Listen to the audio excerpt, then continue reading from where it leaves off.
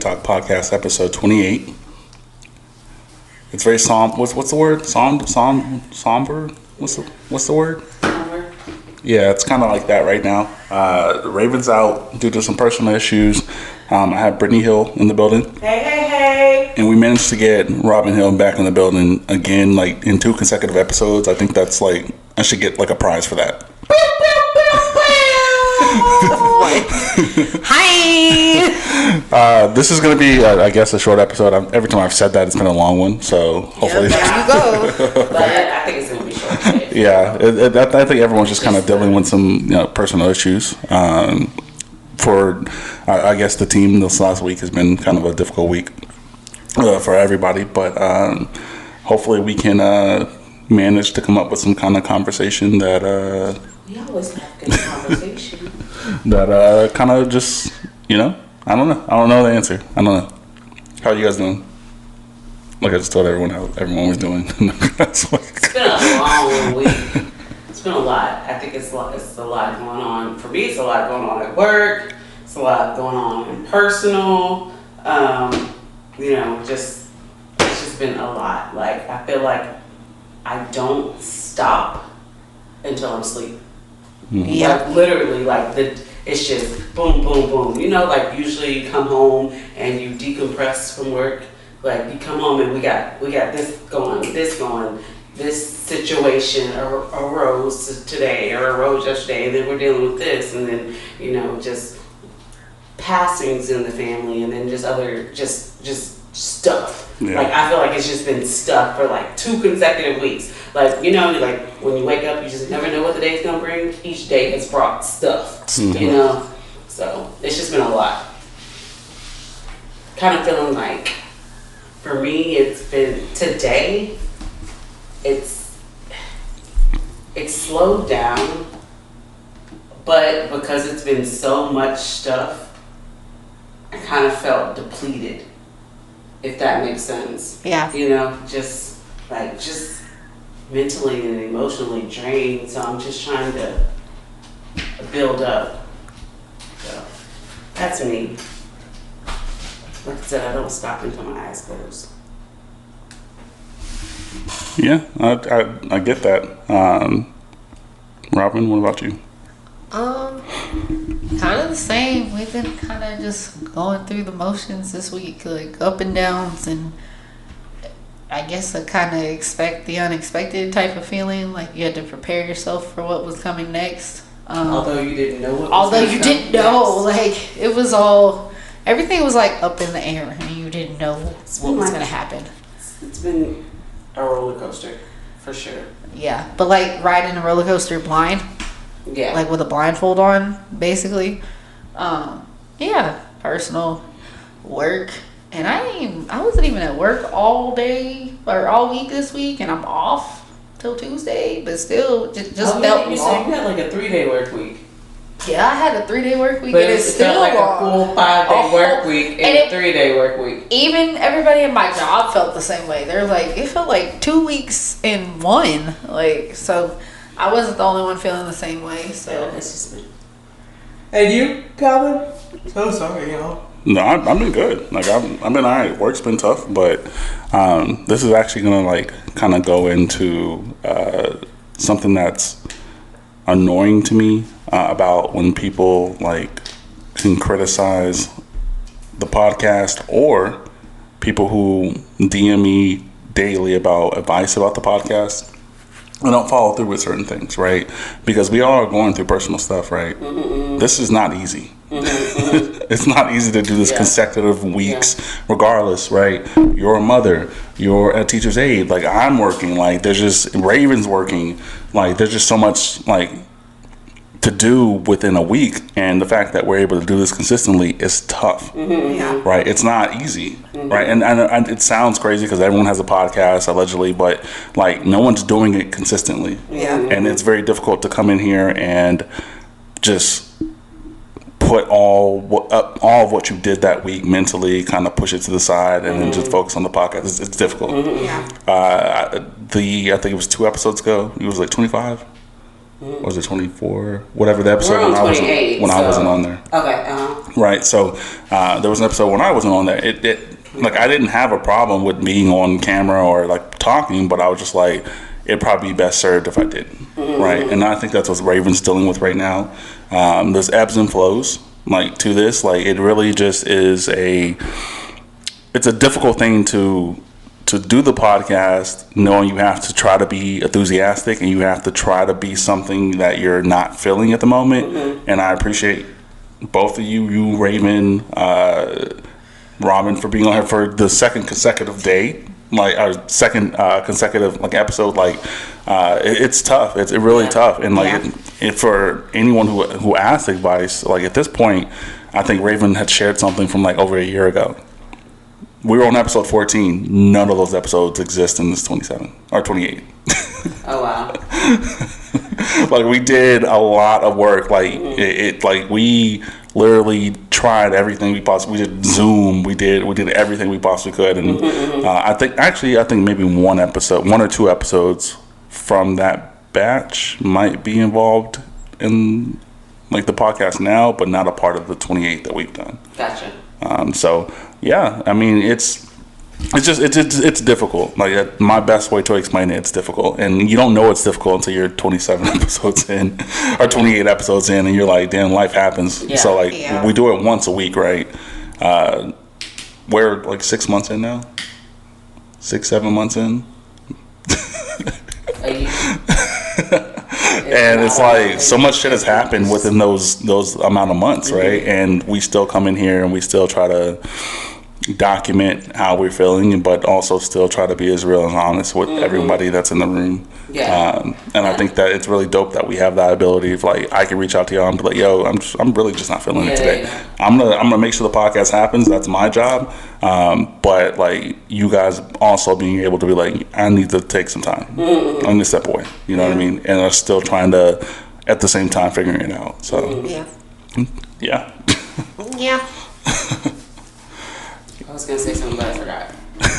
Well, Raven, we love you. Oh yes. Raven, I hope everything is good.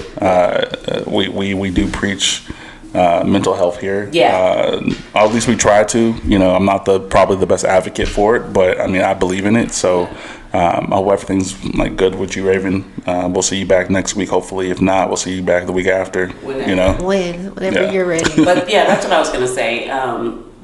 Speaking to what you were saying, you know, life happens, right?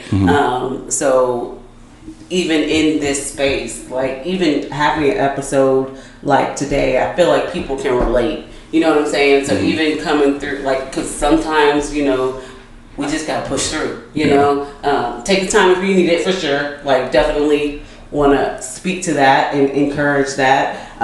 But just so everybody can know, we feel this way. You may feel this way, like, you know, and so in a way also be, you know, an encouragement to people who may be feeling like us. You know, I'm sure there's millions of people feeling just like how we do today. You know, just shit. And know that it's okay to know that it's okay. Like know that you're not okay to not be okay. Right, and know that you can step away, take a step back and breathe. Like it's good.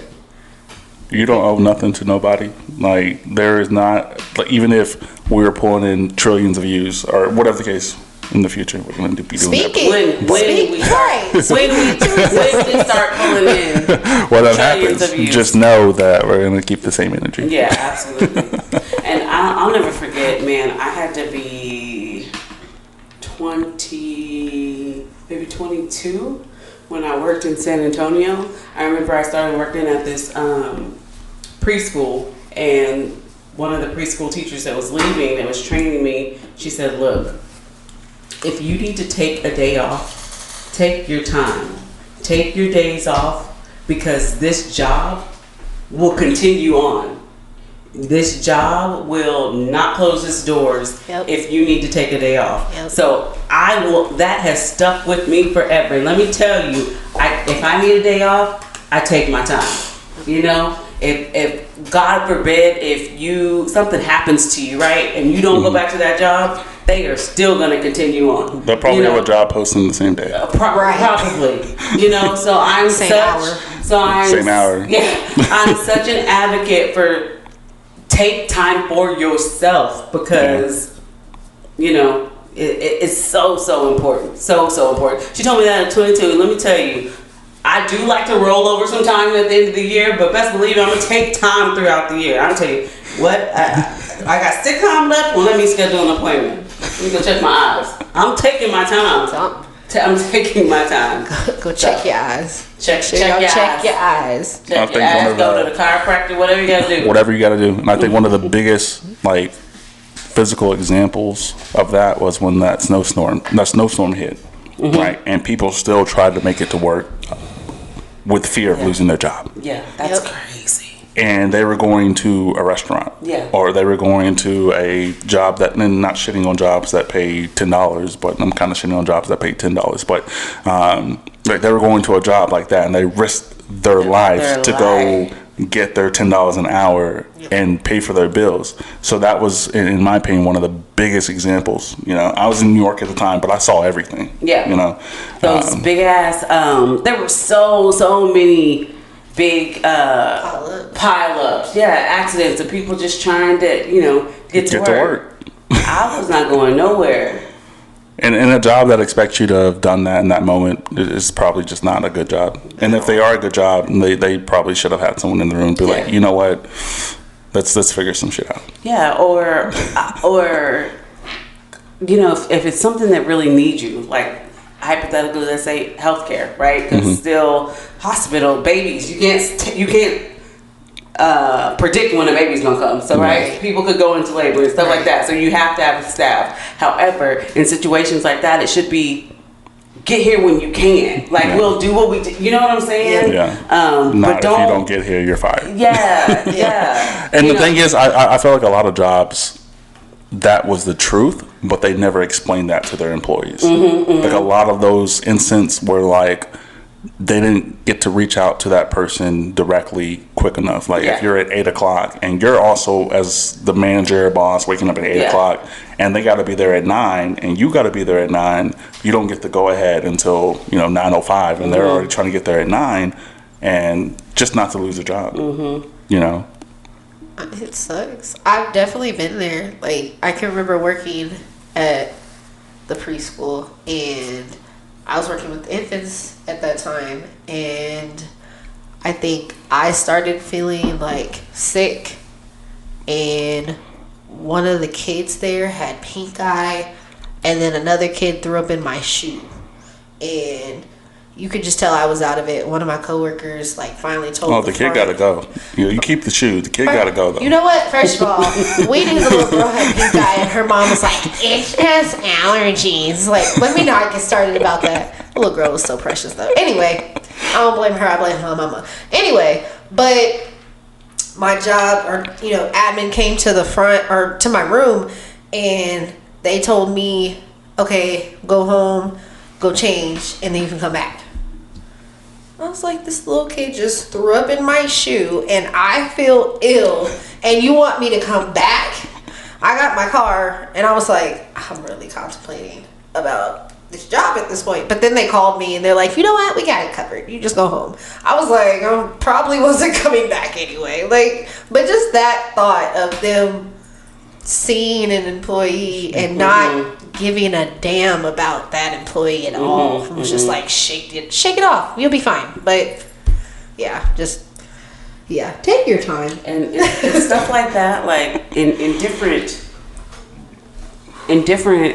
industries, like that, for instance, you're taking care of other people's kids, so you have no remorse for me not being in my correct mental state. If something happens to them while on my clock because I'm not in my correct mental state, even if it's stressed out, even if it's anxiety, even if it's something like that, you not really caring about me to provide adequate care for this child. And something happens to this child, I'm gonna lose my job. But you knew what I was going through before. It's a whole breakdown, and it's unfortunate that some workplaces are like that. I think all workplaces are like that. You think so? Because like bigger like entities like that exist have the ability to have turnaround like crazy, right? Smaller places like a school, they don't have the ability to have that turnaround. But at that big corporation you're working at was that small entity, they would do the exact same thing. Yeah, I just wish I would. I feel like, and I don't know what it. So there's places I don't know if it's Google that I'm thinking of, Google or it's a big place like Apple? that. One of those. I worked for Apple for a long time, and I hate iPhones.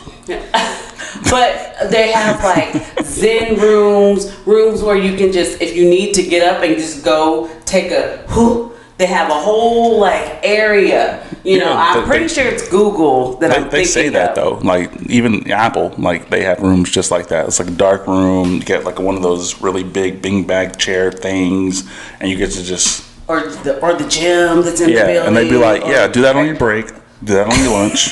So that what I've heard is you can go do that whenever if you just need to get up and which I think would be dope for a lot of businesses. I don't know what it takes to get there, to provide that, you know, what's the word I'm looking for?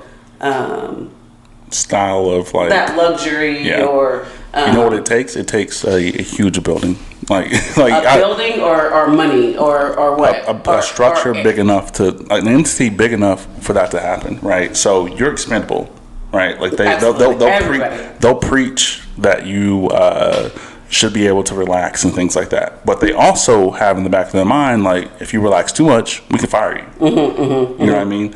Working for Apple, like, literally, my team was, like, probably a team of 25. Walked in, right? And Apple was a great company, right? They worked with me in a lot of ways, but, like, I literally came in on maybe a Thursday or Friday or whatever, and everyone had a scheduled meeting in their schedule. Every single person, right? And that's my whole team, right? One was an hour, one was 30 minutes. The hour people went first, right? Hour people go, they have the meeting, everyone comes back sad as hell, right? But they legally can't tell us what the meeting was about, right? So the 30-minute people go right after, and we get told the people that were in here before you are all fired in 2 weeks. But you guys are safe. The second I was told that, I quit. I was like, what the fuck do you mean we're safe?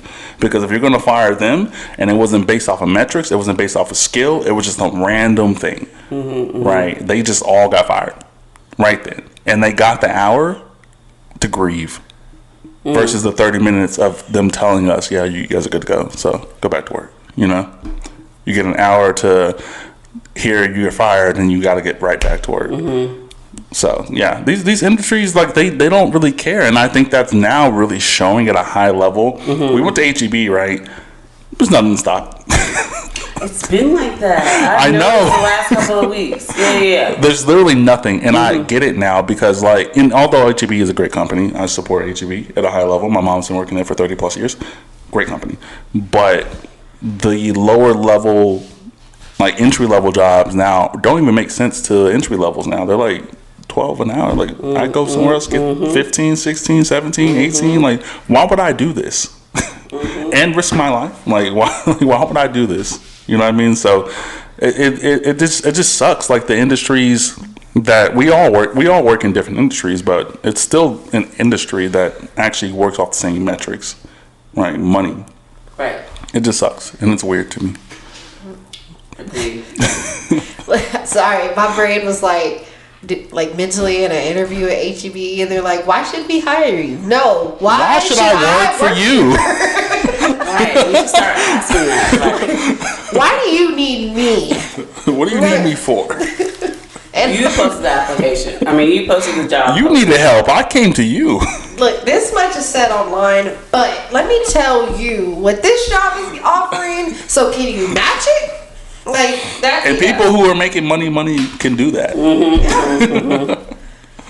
That's wild. For sure.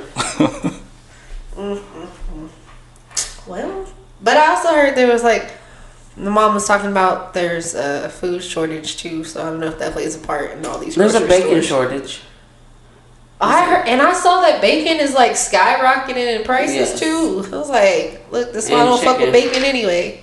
Chicken for sure, because you guys probably don't know this, but like, or if you do know this, once Popeye's chicken like actually like popped, every single restaurant has a chicken sandwich that didn't have a chicken sandwich before.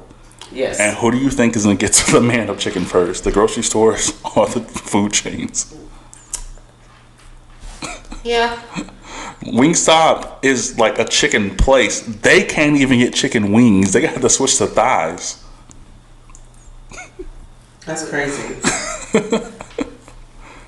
Like it's a crazy dynamic, and then also with the like once again the influx of media and money coming into Austin, I think that Tesla just announced that their headquarters is going to be in Austin now. Not only the factory, the headquarters, which is in like San Francisco, like the Tech Valley area. Here we go. It's coming to Austin. Here we go. It's gonna be bad. Like, I renewed my lease here because I know how bad it's going to be in a year. Let me tell you something. The drive getting here, I was like so tension. You know what I mean? Because it didn't used to be at 7:30. I should not be stuck in traffic. Like that's so bizarre. For This us far here. downtown, right? From downtown versus like we're so north that Yeah. we're not even around the city. Yes. So that is like so I'm not gonna leave Georgetown. Yeah. Y'all have to beat me in if traffic gets worse. I've seen Georgetown has that new highway exit thingy that we tried. Like that. The new road. Which one? The crossing? The passing? Yeah. And I was on the phone taking that. So when I had to take Chris to get his permit a couple weeks ago, I put it in the GPS and it already has that new road on there. Oh, really? So so it tells you to go over the overpass, do the roundabout all the way around, and then come back on the what I be access doing. road. Okay, so I didn't know that till a couple weeks ago, and then I got right on, right? Yep. So that was the first time I did it. So today when I was coming here, I was like, oh, I'm gonna go that way. But I on the phone and I took that first one that just looped me back around underneath. You know what I'm talking about? And then So it's open now? Was it not open? Then you like run into like. No, so the first time I tried to use it, I thought that little underpass. The was- first one? Yes. would take you to the highway. Yes, because we were going to Dallas. And It I just learned goes. that it looped us around. And I was like, oh, well, that didn't work. But the way to get on 35 going south, I do that all the time. I don't even go loop. I just get right over the bridge and I just cut by and just get on 35. It takes 2 minutes to get on 35. I'm not playing with Georgetown no more. I dodged 4 lights doing that. When I went the first time, I was like, oh. Yeah, quick, right, like right there. It's right there, and I go smooth that way. I wish you would have did that yesterday. We went to Ross. Which Took Ross? See, I thought about it, but I didn't enjoy Georgetown. I didn't know where it was gonna put me off if I could get back on. You know what I'm You would saying? have got whoop whoop. And, Oh, okay. Yeah, right on the 35, then get right back off, and then we would have been on the access road, get right there. And I'm telling you, all those measures that are being made for accessibility, it's not for people who live there. It's for the newcomers that are coming, and I hate that the road right there by McDonald's, like where Williams Drive and Austin Avenue is. That bridge right there is literally turning into what IKEA and all that looks like, and that is a I mess right hate now. that shit too. It's a mess. I hate it. I'm like, why do this? Why does this make more sense? It's just confusing. I've seen people go on the wrong side of the roads before. Like, it's essentially making people who are coming to this city feel better because a lot of cities, their whole highway setup is just like that. So I mean, it's crazy to me. Like, and I called this a long time ago. I feel like a year ago I was talking about this bullshit. I'm not okay. Check on your people in Austin, Texas. We're not okay. Just check on Central Texas. Like, Please, we're not okay. like I know it's gonna bring jobs, but it's not gonna bring jobs to the people who already live here. Right. It's pushing us out. It's gonna push the people who live and here I'm out. ready. Let's go to Africa. I'm ready. My brother was talking about this week. Let's go. Which part of Africa though? I'm willing to test out any part at this point. Any part. South Any Africa. part. Any South part. Africa. That's where the white folks are. Oh, you want the white folks, the French speakers? No, I want to go to Ghana. I need it looking like Atlanta. No. Oh, it don't look like Atlanta and South. Some parts of South Africa it does. Yeah. I thought that was more of the white people area, like the. I don't know I don't know my continents, guys. I'm sorry. Is Africa in Atlanta or what? I don't know. Yeah, some parts, Georgia. yeah, some parts of Africa and South Africa are comparable to like Atlanta. I want to go to Ghana. They want us so bad over there. I'm gonna go to Ghana. Like American black women. No, like just African Americans. They want us to come home. That's what they said. Dude, is there a come home rent like free like I don't know. package? Look, our money is probably double or triple over there, somewhere around there. I don't know the exact numbers, but Is that the truth? Is the dollar stronger in Africa than it is in the U.S.? I can Google it to be 100% sure. Google it. Let me see, because if it is, it's time to go. The dollar is stronger than the euro, though. It's a lot. We were talking about this with Chris. With our Korean money. Yeah, I know I that. mean a lot of places. He said there's like a handful of places where our money isn't more than other places. Yeah. It's almost like what's her name that just got arrested. The little babies, Jada. She got arrested in Jamaica, and I don't know the exact. So their money, it was saying like to get out, she owed so and so millions of dollars, right? And it equaled like $200,000. I think no, it was like $2,000. It was something small. So in comparison with that, like, what did you say? One of theirs, I don't know how to say their people's name, like Ghanaian. That sounds good. Ghanaian cedi. One Ghanaian cedi equals 16 cents over here.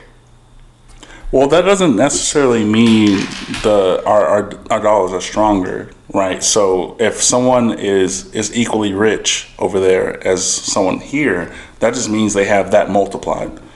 So it doesn't necessarily mean our dollar is stronger. So like actually providing the money back to each other. So like in Europe, right? The euro is like 10 cents on the dollar, right? Right. So if I go to Europe and I spend $200, like of U.S. money, I'm gonna get $300 worth of stuff. That's just a comparison. Like people there have hundreds of thousands of those, and it just equals to what we are actually providing. So like if their system is like, hey, every 300 of these equals $1 in the U.S., that doesn't mean that dollar is stronger than that 300. That just means it equals. So they break it down a lot more. It's like a lot more in depth as far as like breaking it down. So to determine which one's stronger. Gotcha. So like if I was to go to England, so the stronger of the dollars or the stronger of the currency means if I go to your country and I only give you $5, that means that $5 is worth more than the equal of what you have. Yeah. You know, so that's how to determine the dollar strength, right? Not necessarily what it equals. So once again, like if Europe is like, hey, our dollar is 50 quids and ours is $50, those are still the same thing. Yeah. Right. But if I go there and I spend $50 and it's 100 quids, then that means our dollar is stronger. That makes sense. Your boy no money. He don't got money, but he no money. It no matter what country. I'm broke. I just want to know my current money where I can quadruple it and then come back. Okay, I'm just trying to make a quick flip in another country. And that's why you run into the problems that people think they have money. They'll go over to a different country and they'll try to invest in something there, but that investment is still the same amount of money you invested in the U.S. Yeah. And their money.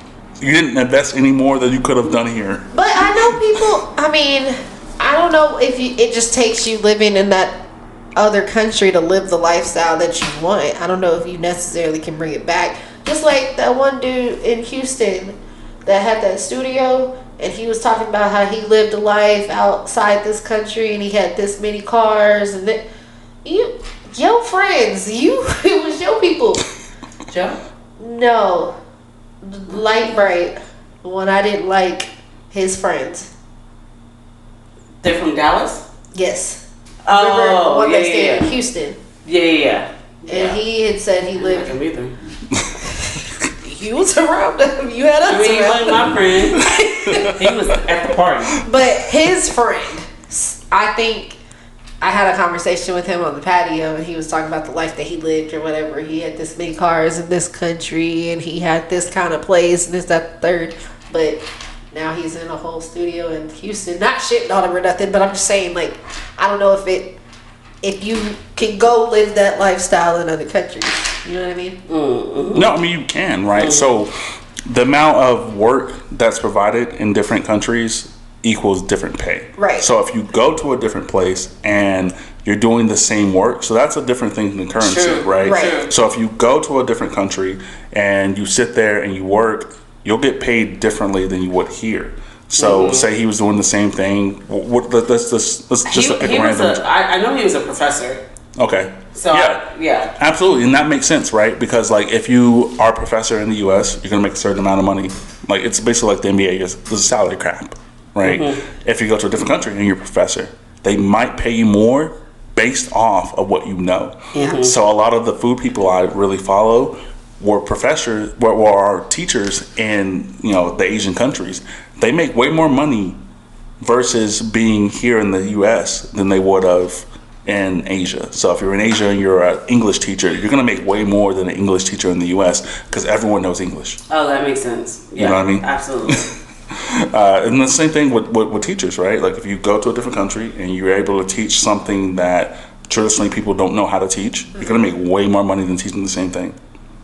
A kindergarten teacher that's teaching English will make way more money in Asia than an English teacher who is a kindergarten teacher making in the U.S. because there's so many of them. Right. It's abundance. So then that also proposes, different reasons to want to move, right? So if you want to move to Africa, have a skill. Just have a skill here. Yeah. Right? Get paid less than you probably should get paid. Take that skill, move it somewhere else.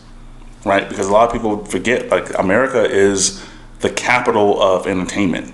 Like, although there's entertainment across the universe, the USA is the capital of entertainment. Yeah. So if you could do it here and make a certain amount, you could do it there and make a bigger amount. You know what I mean? So, yeah. See, they'd just be telling us to take our talents to Los Angeles and New York. No, take it to Singapore. and people won't do that because the culture shock. Right? Yeah. Like you're not getting Pepsi, you're not getting Coke. You're gonna get different versions of everything you've ever liked in your whole life. You're gonna get a McDonald's, of course, but that probably is gonna be the only thing restaurant wise. And then also you have to adapt to the food, the culture. Apartments aren't called apartments there. They're whatever they're called in whatever country and city you go to. You have to figure that out. They do. They look so different because I watch House Hunters International. Oh yeah, we dabble with that one. And They be spending. Some of them be spending like kind of the same amount for much of nothing in some places, and it's scary. Yes, it is. Like, and they're amazed by it. That's the thing. like they'll be like, what's your target that you want to spend a month? And they'll be like, oh, $1,400 a month, right? $1,400. Like, it's a box. It's crazy. I'm like, that's And all I get you? They will love that box. Oh, yeah, and yeah, it's just The so closet will be like in the attic or something, and then they're just amazed by it. Like, But I like watching those places, but I'm like, No, where the big houses at? No, absolutely. I know, like, you've driven to Dallas, you've driven to Houston before, right? You see all that space? Most cities don't even have that space. yeah. Like, most like, states don't have that space. You talking about like of nothingness, like going like on 290, like where it's nothing. Okay. Most states don't have that space, right? So they have to build up. Like New York, I had a good friend of mine who made the rare transition from the Olive Garden in Round Rock to the Olive Garden in Times Square. Like, that's a rare transition. Oh, wow. Because certain Olive Gardens across the world. So, actually, I'll say this. So, like, Olive Garden in Darden allows you to move to any restaurant you want to in the U.S. You can automatically be on the schedule the next week to anywhere you want to go. Because that was part of my plan when I worked there, was go to Seattle. And I had a job there already, guaranteed. If I want to go to Seattle, my GM would talk to that GM and I'm there, right? What a schedule, what making money, right? So a friend of mine actually moved to New York, and where she lived was tough. Although she was making 3 times the money she was making here, she was still living below the poverty line. That's crazy. You know, in New York. So she lived in like a smaller than this. It was like a shack, but it was shaped like a house. Like, yeah, that is crazy as far as like space. We as Americans love space. That's not the truth for every other country in the world. You know what I mean? That's crazy. So that for me would be a part of the culture shock for me. Like I don't know. I don't know that I could. When you talk about downsizing, like that's a big downsize. You'd probably you know? be looking at like this being the home, like the door being right here, and none of that the room's gone, are smaller, but like just here. And this is all you got. Yeah, like this living room and kitchen. You know, yeah, and bathroom. I guess That corner. might have a door, might not. Might not. Oh my gosh, I'm just thinking about house hunters now. There was one house and you went in the bathroom and it was just like the shower, like fully like the shower, no curtain, no nothing. It was just like just open. I told you about that studio off of 183. I was gonna look like actually be in. I was like, this is about to be like not the studio, but La Closet. Like this is about to be what the shit was about to be back in the day. So I told him, imagine being in a studio doing this. Like we'd be sitting on the bed. I was like, y'all be in my room. Oh no. Yeah, it's crazy space wise. Like literally in New York, like when I was in New York, I think Bree, she actually found some place that actually made sense. It was still smaller than this, you know what I mean? But like the housing there is so crazy. Like I think I was watching someone's podcast. I can't think of it, but they were saying they spent $12,000 to move into an apartment. To an apartment, not a house, Right. not a duplex, not a condo. $12,000 to move into an apartment in New York City. And you're talking about furnishing it and all that stuff. Yeah, Okay. $12,000 to an apartment. I feel like I know somebody that's done that. Everyone in New York does that. Like that. But They don't not have a even in New choice. York. Like in places in Texas. Oh, they were extra. Yeah. They had the money. Yeah. Like that was the bare minimum for this particular person to move into their apartment. $12,000.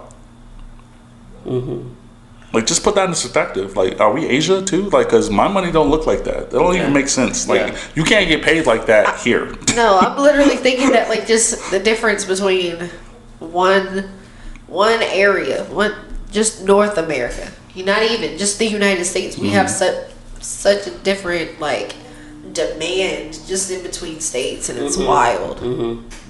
It's That's wild. the reason everybody wants to flock to Texas. Ugh. Well, it's gonna be fucked up when they flock here. They find out it's gonna suck for them too. Maybe they'll leave. A lot of people, like I had this homeboy who was schooling me. This old school dude. He was school. He's like 40 something. He was just telling me like game. He was like, yo, I brought this little like 2-story house like 15 years ago. We've been living here. I have like 7 kids, like whatever. They're asking quadruple the price of what we paid for 7 years ago for this I think it was like a 2-bedroom house. Like they're asking quadruple for it. He probably would have paid at that time, as he explained to me, like $100,000. They're asking $700,000 for this home.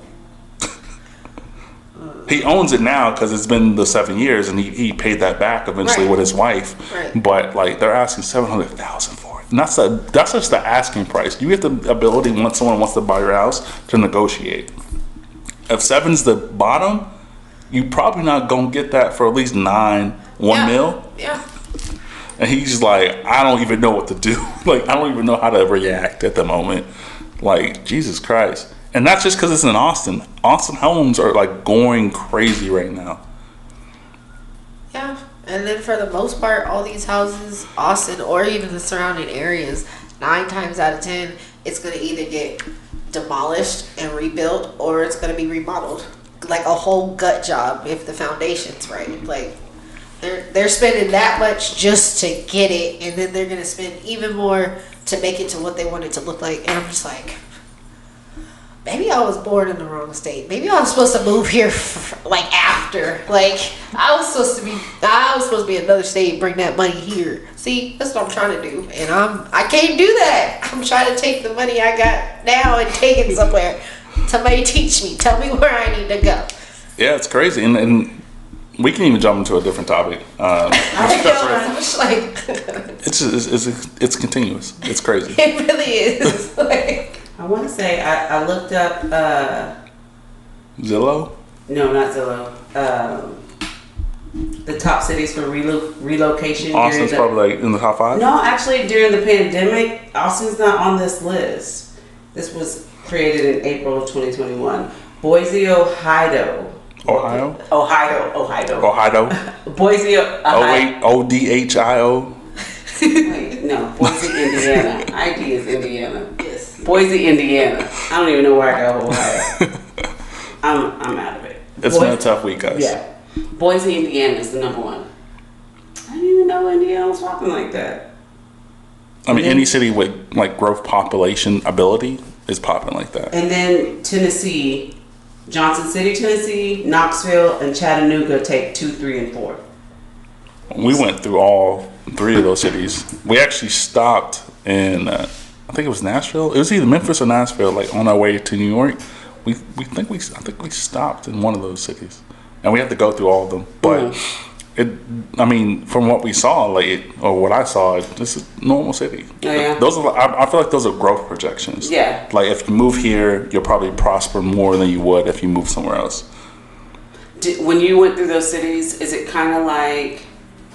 Did it remind you of driving from like Austin to Houston? Was there like lots of space? Absolutely not. No? No, absolutely not. Because I feel like that's what places will take off when they find that, oh, there's a lot of land here. I can build here. I can do, and then, as soon as they find those places, then it'll start. Because that's what I feel like is happening around here. Every piece of land that used to be, like if you look at all the places now that are springing up with apartments or houses community, like it's like they're just snatching up every open land that used to be there. So that's kind of what I think about, like for upcoming cities, that as soon as they realize, oh, this state has a lot of extra land, it'll start booming. Maybe. Yeah, I don't know if that's how builders do, and developers do. If you just look at like the land as far as like, let's say 35, we're on 35, and you just look at Pflugerville.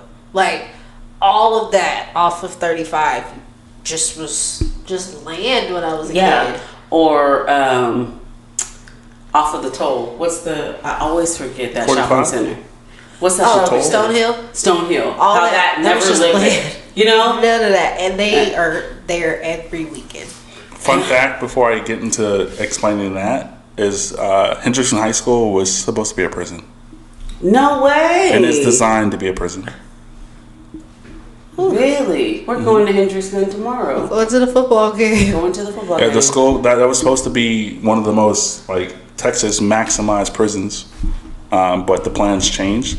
So a fun fact that I learned after I learned that was schools are actually molded from prisons. I can see it. Like the way the structure is of the building is how a prison would look, minus certain doors. You know how you can't go into certain doors and things like that. But minus the lockers, push it in a little bit. That's a prison hallway. Doors, you think that the little mesh cutoff thing and the little small window thing is for protection. You're right, for prisoners.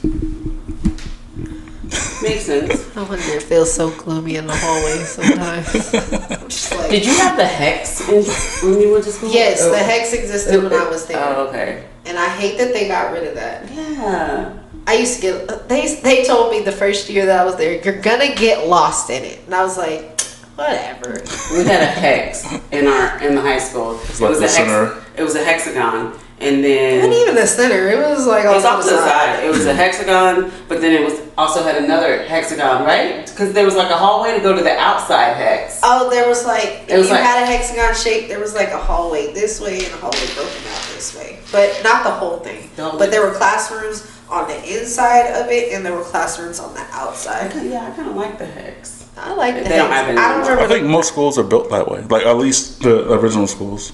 I don't know Yeah. if Georgetown's. How long is Georgetown? Forever. Okay, so a lot of those schools are built like that to like you really like because prisons are built that way too. Like That- they don't want you to know where to go. So if you Right. go So in that's what made me circles, think about it. Like I wonder if that was a part of going back to prison plans. Like if prisons are built like that, like it's a hexagon. It's kind of until you know it, it's a maze. You know what I mean? if you only go down one way traditionally and you are trying to escape and get the fuck out, you're not gonna know how to go everywhere else, and you're stuck. Bizarre. Reality sucks, right?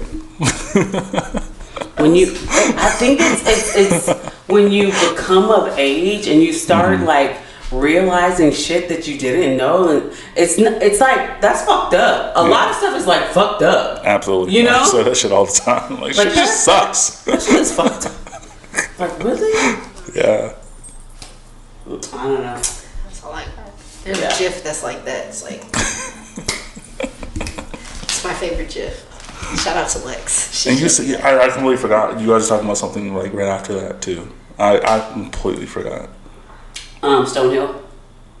Was it Stonehill? Oh You yeah. said before. Oh, yeah, It's okay, always yeah, packed yeah, so- every weekend. So when it came to there was another point. It was Stonehill plus something else. Did you say something too? You know my brain. Just the land developing. Oh, okay, yeah. So Pflugerville was owned by one family, so they got to disperse certain things. A lot of these lands that you pass while you're driving a long distance is owned by one family, right? And if they decide not to build, no one can build, right? So all those spaces that are just sitting there, Still sitting there. yeah, still sitting there, just there. The family has opted not to let you build there. You know, so that's why there's spaces, right? That's why there's vast amount of spaces in Texas because a lot of people don't understand. Texas is owned by traditionally like 100 people back in the day, right? And if that number's wrong, someone correct me. But like, it wasn't a lot of people. That Texas's land, although how big it is, you see those signs that say, "Hey, whatever realty, whatever partners own this," right? A lot of people start creating entities that own these lands as well. So those mass amount of lands are owned by probably family of 5, and they get the opportunity not to say, "Hey, don't build." Austin's land was not owned by a mass amount of people, and the people that it was owned by are now taking the settlement payments. So, hey, okay, you know what? I lived here for 20 years. You gonna pay me $20 million?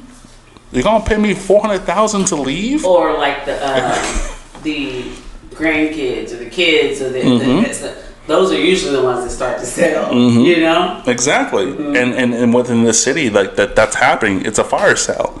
So that's why the price of a house now is way, like the sale of it, not the actual property value, but the sale of the house is now being illustrated as, yo, I know you spent, $100,000 on this house. At this point, we're willing to give you $500,000 for this house right now. And a lot of people who have held those titles as far as owning those lands are older or younger, and they don't know what that's going to look like. Right. So I'm going to take the $500,000, and then I'm have to relocate and find out that land still costs just as much as I sold it for. Like I can't get cheap land no more. You know what I mean? So that's what's happening. Like that area off of Metric and Breaker and that whole like district of area with houses, they're going to be out of here within the next 2 years. I guarantee you. Yeah.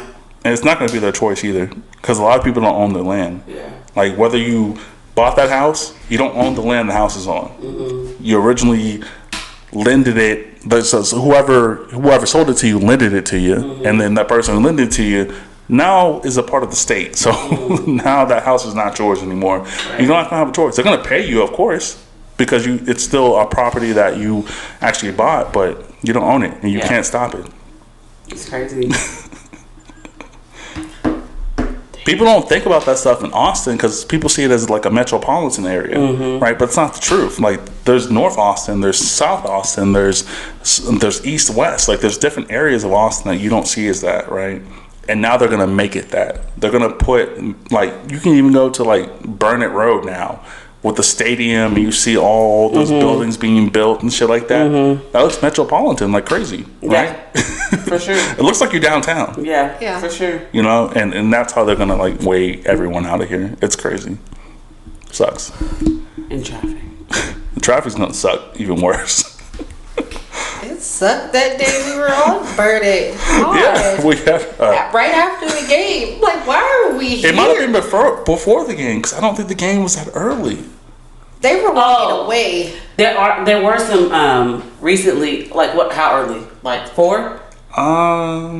There's been It might some. have been around that time. It was after that. It was after that. Yeah. Because one of my coworkers goes to the game, and I don't know which week, but there's been 2 weeks where they've had early games. She said. This will probably be like. Was this probably like Saturday? Yeah. Or Saturday? I don't know if it last was Saturday. this week or the week before. They But were walking away from the stadium. So it could have been the week that had some early games, but they did Okay. have some. They Yeah. were walking away. She goes almost every week. The cops blocked the light, and they were just like, "Come on." It's tough. It's tough, and like one of my biggest like issues with the soccer team coming in, right, is there are black people who like soccer too, and if you sit here and you only cater to the Hispanic population in the city, you're gonna do great, but you can even do better if you like actually brought black people in. Like you're gonna do great with the Hispanic population within Austin, right? That's just what it is, right? But you'll definitely do a lot better with black people and Hispanic people as far as catering to when it comes to that team. I actually shied away from it because I'm just like, all right, it's cool. Like, I love soccer. Soccer's my favorite sport. I love watching it. I love it to death. But there's not been a single thing that they've actually like pushed out to the black community, right? Like, what if you're that kid who they keep calling you different names because you play soccer, but like the soccer team is like, yo, we express that. We love y'all too. We want y'all. We want y'all to love soccer too. Just like basketball does. They go to like underpaid communities and stuff like that. What if the soccer team did that in the black community? They're not doing that. And they're only focusing on the Hispanic population within the city. And I think that's wrong. I don't think that's right.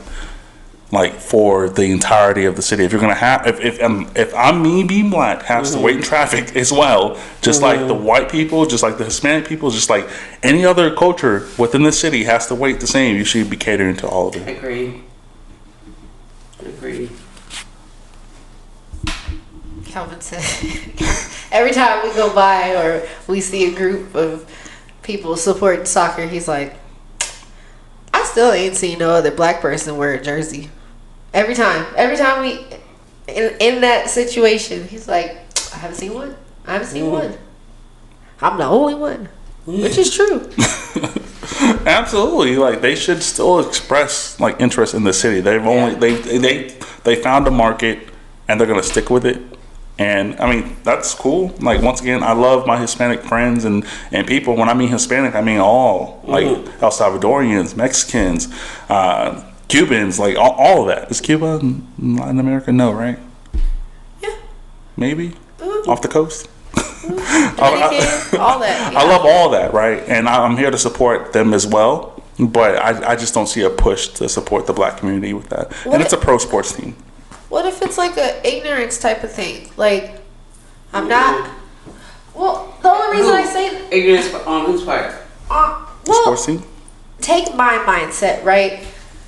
Before Calvin, I had not known a thing. So that's what he's saying. But I'm saying I've never known a thing about soccer, right? So, like, I I don't know if they just expect other cultures to be on board. You know what I mean? But I think that's what he's saying. That's why he's saying the team. It's a responsibility of the professional team to go out to those communities, to go to those people who may have not, had been privy to soccer or you know what I'm saying? Yeah. And I want to say this as well, right? This is the MLS's like 30th team, right? There's a team in Nashville. There's a team in Cincinnati. Yeah. Like, they should know better by now. That's so not necessarily for you. It's their responsibility. Like, there are in operations. Right. There's somebody in place that is scheduling. Okay, we need to go do outreach. Our medical, organization has outreach. So, they're the ones who set up, going to this fair and so that's what he's talking about. The organization has an outreach. They have people in place to set up, hey, we need to go to this school. Hey, we need to go to this school. Hey, we need to go to this event. We need to go to this. So they know what target what kids are gonna be there. So if we want to go to the black community, let's go to what is it? Dottie. What's the hoods? Not Dottie Jordan. Dottie. There's some. Let's just go where the black people are. On the east side. Let's go to the east side and go to their. But then there's rec also center there's or also something. there's But also a they- lack of interest though, right? So once again, so you're talking about a group of black people and me being just one kid that fucks with soccer, right? So marketing wise, actually, like being able to go to those scenarios, situations is tough for a company, right? But it's doable. It's doable because people don't understand, like, soccer players make a lot of fucking money. Yeah. You're talking about millionaires. I think I said almost half a year ago, like, there's about to be an ejection of millionaires in this city. And this city is going to change at the highest level. It's going to change quickly. My only thing is just like, expand that to everybody, right? Because I think their youth academy. So it's not their training. I found out that the up the street, that's their youth academy. Okay. That's where the kids who are associated with the Austin FC team actually practice and do that. So that has nothing to do with the teams. That's just the youth academy setup. I was wrong. I thought that was their training facility. And I go past and I see kids of color. I do. I see a lot of kids of color, like whether they be Latino or black. I see a lot of kids of color, right? So if you're going to build yourself up that way, why not give your audience who are adults the same kind of rights? Like, as far as like pushing out to the community, right? You probably haven't heard or seen anything Austin FC related in your daily life, right? Maybe I'm only saying maybe because of my coworkers. Because your friends, yeah, that are involved in it. Yeah, but outside of them, remove them. No. Yeah, and like they're not promoting where we are. That's my only gripe. Like I think the team could be bigger than it is, and I think that they can actually express their actual interests within the black community. I think that's very fair to ask. If you're going to be where my grandma's house was, like if you're going to be where the black people grew up, you should be able to express that you want black people to be a part of your fan base. Talk. I'm trying to think of the words before. I can't. I'm not a talker. You did the me. So I don't know. The only correlation I can compare it to is like take the younger kids, like you said. There's a lot more diversity there, right? It's more kids that are able to do things that they want to do. So, or these days, you can do whatever you want to do. Like, kids can express themselves in whatever fashion they want to, right? I don't know if you take them out of the equation and you put our generation, you put past generations in it, if it's more like the way racism is like stuck in some elderly, white people. Like, they're not going to change who they are, right? and you put it with us who want to change, but we don't know if we want to change all the way. Some of us do, some of us don't. And then you have the newer generation that's like, I'm going to do this, right? Bringing it back around, trying to connect the dots because I'm not a talker. I feel like that's how it is with soccer. Like, I didn't hear too much soccer as far as when I went to school. Maybe I was just out the loop because I stuck to myself. But I don't feel like people were wanting to change or wanting to do this because they didn't see that person there or things like that. And I think, see, there goes my train of thought now. See, I lost it. But, dang it, where was I going? I was flowing so nice.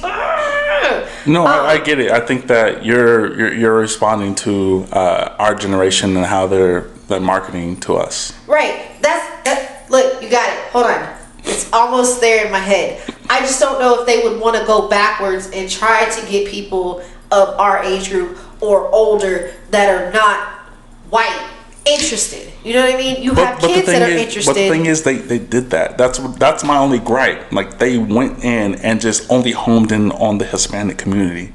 So, but that's what I'm saying. That's all I saw. When you think Mexican players. So I have a question, when you think though. soccer. Yeah. So, I don't know the diversity. Well, I'm pretty sure that Literally every country in this world plays soccer. Well, no. I was gonna say in Austin, when you talk about people of color, I'm sure African Americans are outnumbered, right? So, do you think that has something to do with why they target this community? It's more of them, so we'll cater to this community. No, and I want to be very clear. Like, I'm okay with them to be the Verde. Right? I'm okay with all of that. And I'm okay too, but I'm just wondering if that is the reason, because this is a bigger group, so we can, if absolutely. This is a smaller, if it's only 20 black people, but there's 100 of them, we're gonna go market towards that absolutely, I'm okay with that. Yeah. But also do the work too. Like, do the work and expand, right? They could probably get away with just the Hispanic population in Austin being their fans, right? But there's also other people within the city that are fans. And if you're going to bring a team that actually sucks, they're not a good team. Like, we're like the worst in the fucking game right now.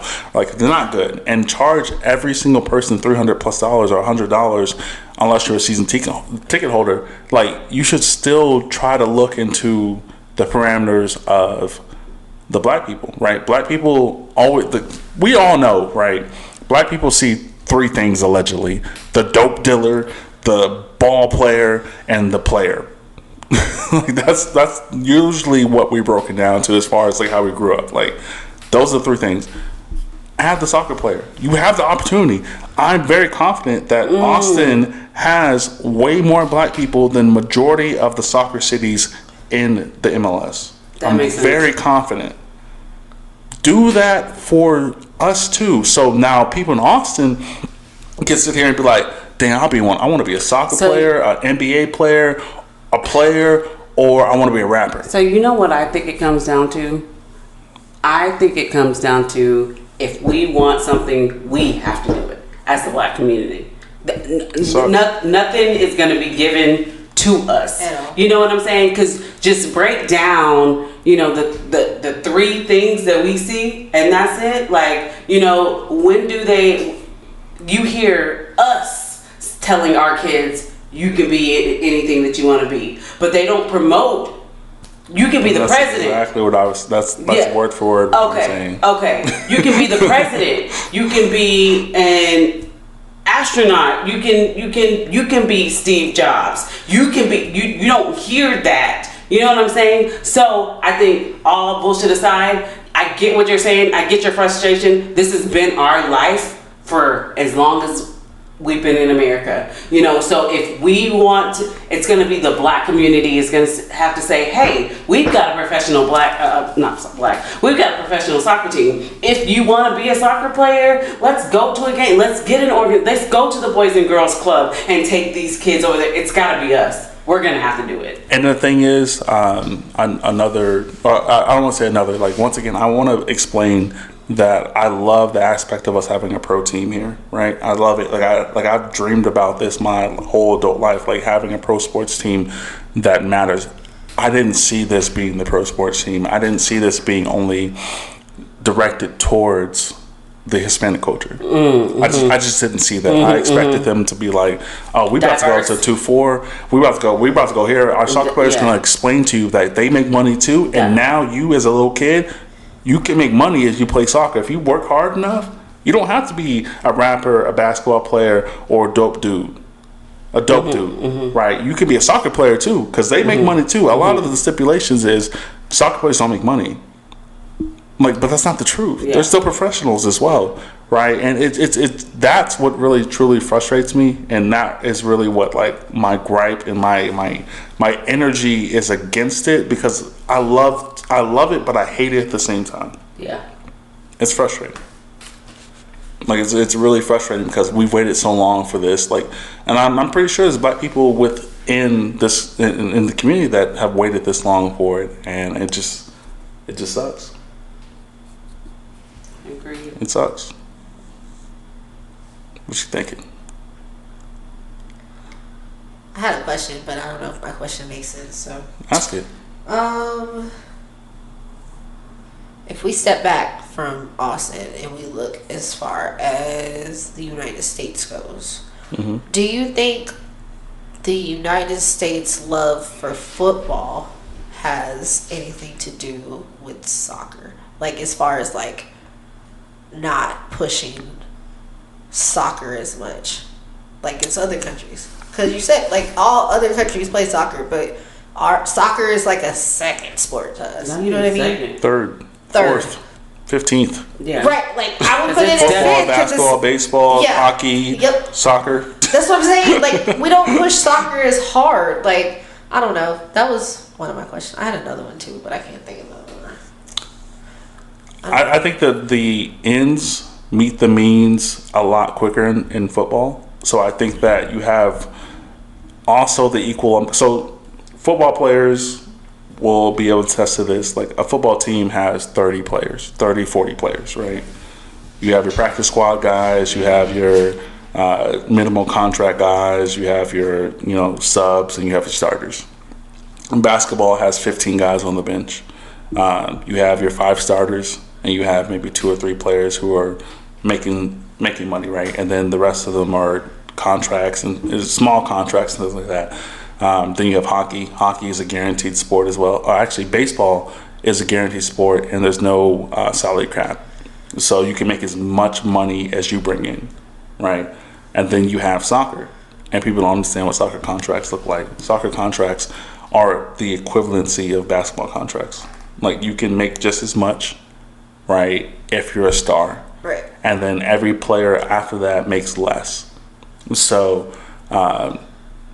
just the explanation of like how much money you can make, right? That's my only thing. It's like, how much money can you make?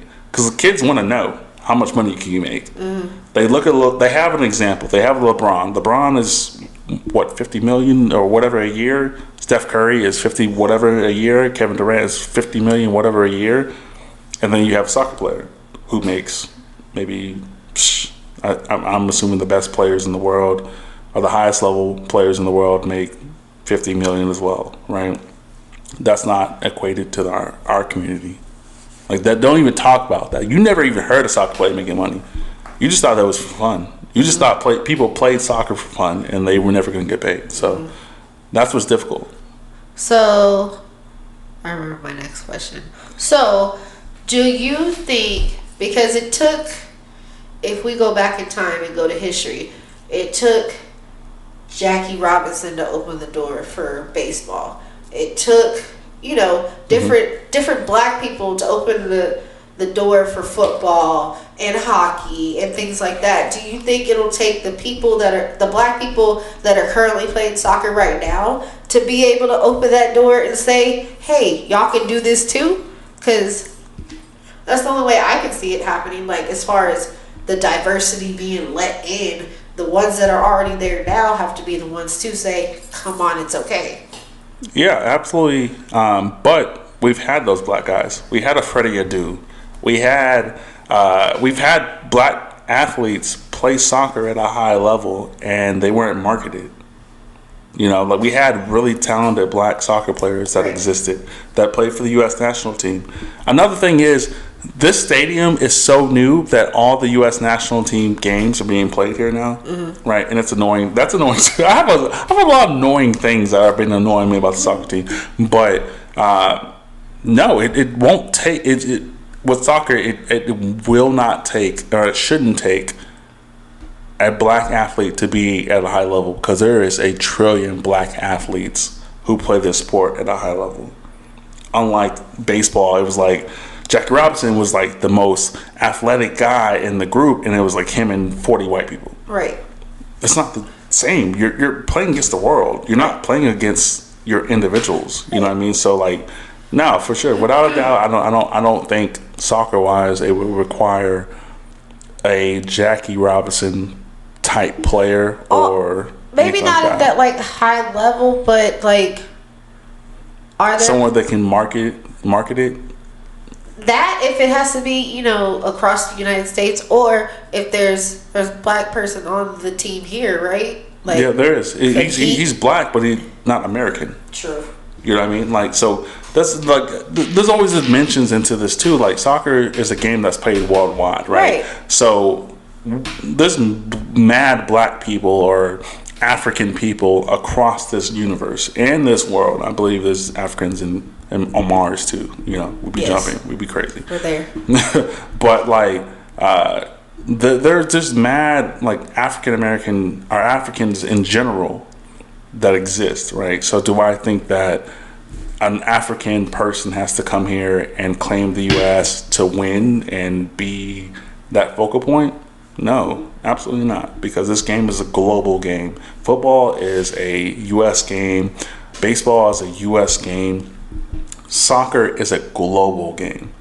Like, you can literally just turn on the TV and you'll see someone playing across the ocean in Europe, Russia, Brazil, South America area. Like, you can see that, and the game is always played the same. You know, so shout out to Austin FC just for existing, but now you have to do the work. And I understand this is the first year they've existed, right? So I'm not going to sit here and say like they can't be better, but they're not doing better right now, in my opinion. They've been a team for what, like 6 months or so? Exactly. Oh, since April. But y'all got time, but y'all don't have that much time. Okay, get at all, because we're all affected by the team. Yeah. Like, whether you like soccer, see soccer, or fuck with soccer, but we're all three affected by it, because not only the traffic, not only the infrastructure is changing. You're gonna see in Georgetown, like Georgetown's about to truly make a transition, and I think Georgetown's gonna be the next Pflugerville. Don't speak that. It's gonna make an extreme transition. So that little plaza you have right there, like right when you turn left, like what's that plaza called? Is it a plaza? No, not the ranch place. The one on the other side of the bridge. Oh, where the new Olive Garden is. Not that, but right across, like to the right. There's HEB there, and then the back of it is some stores and stuff. Oh, yeah. That's about to be gone in 2 years. I mean, yeah, because they're relocating that HEB to the other side of the house. Not the HEB, but like that whole little plaza back there, that's about to be gone. Y'all about to see the transition from regular just filling Georgetown to what it's about to be mainstream, because a lot of people won't want to stay in the city if they're famous. They're going to want to stay kind of offshoots. So offshoots is Round Rock, Georgetown, Round Rock, Pflugerville, Buda, like all those places. Matthew McConaughey's mom been in Georgetown. Yeah. Since like the 90s. Yeah. Oh, that's that's whole shit about to be cleared out. What I call those apartments up the street? I was like, this is the ghetto. Oh, Park Place up on the hill across from the rec center. I've been there and I was like, this kind of feel like home. This is the ghetto. I'm cool. Like, what's up? Everyone's sitting outside on lawn chairs that don't match their clothes. Let me tell you, I ain't been up that hill in years. I'm telling you, don't nobody go up there on purpose. Like, what? I don't try to stay far away from that one in Crack Hill. Not Crack Hill. Yeah, it sounds like what it is. Georgetown has its ghettos, and I want people to know that. Okay, it's rough. Some places is rough. We're ready for our quote. We Yeah, been for sure. ready. Let's step out. Just it goes with the somber mood. Okay. For sure. Staying positive doesn't mean you have to be happy all the time. It means even on the hard days, you know better days are coming. So that's just some positive encouragement for anybody that's going through something, you know. Better days are on the horizon. Better days. Need That's that. that's my quote. That's my quote. Just better days. Better Your boy days. gonna hit you with better days all the time. Like better days. Better like, days. I don't know what you're going through, but there's gonna be better days. This is episode 28. Mm-hmm. I don't know where the conversation went, or if it makes sense. Cool. If it does, It's just Look, we're just fuck vibing. Look, y'all, I'm not a talker, and if I rambled and got y'all all off, my bad. Look, I don't talk. I don't like being on There wasn't here. a specific topic. We just it was a discussion today. yeah, absolutely. This is the Can We Talk podcast, episode 28. You guys enjoy the rest of your night. Thank you for listening. Okay, bye. Bye.